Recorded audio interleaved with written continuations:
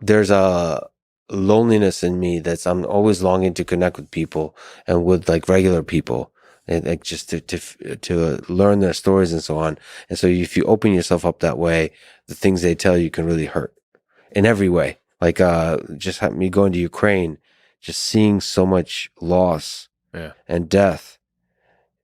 Some of it is like unforgettably haunting. Not in some kind of political way, activist way, or who's right, who's wrong way, but just like, man, like so much pain. You see it and it just stays with you. When you see a human being bad to another human, you can't get rid of that in your head. You can't imagine that that we can treat each other like that.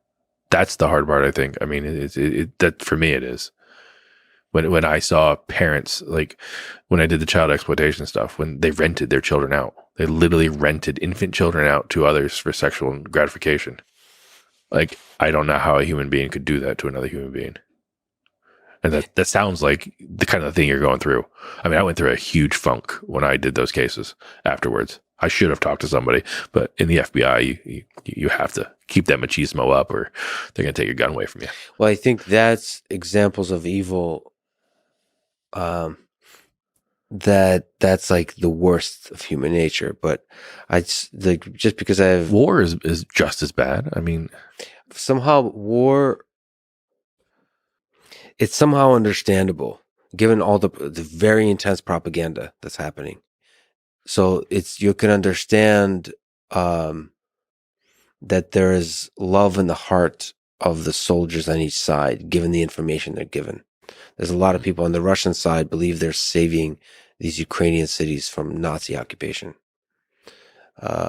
Now, there is stories, there is a lot of evidence of people for fun murdering civilians.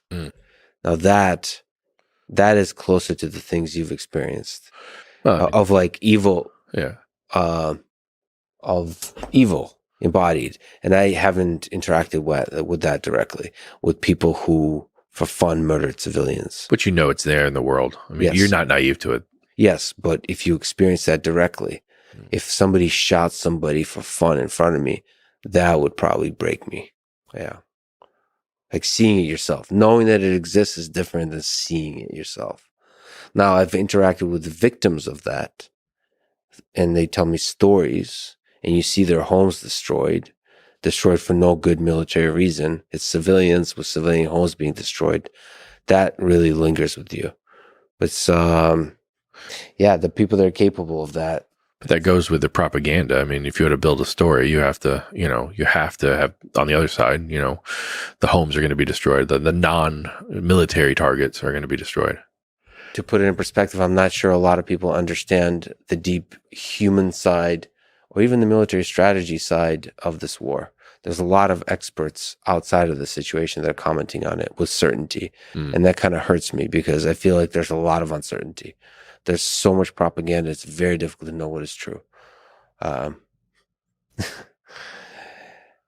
So my whole hope was to travel to Ukraine, to travel to Russia, to talk to soldiers, to talk to leaders, to talk to real people that have lost homes, that have lost family members, that who this war has divided, who this war changed completely how they see the world, whether they have love or hate in their heart, to understand their stories.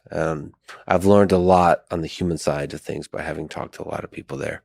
But it has been on the Ukrainian side for me currently. Traveling to the Russian side is more difficult.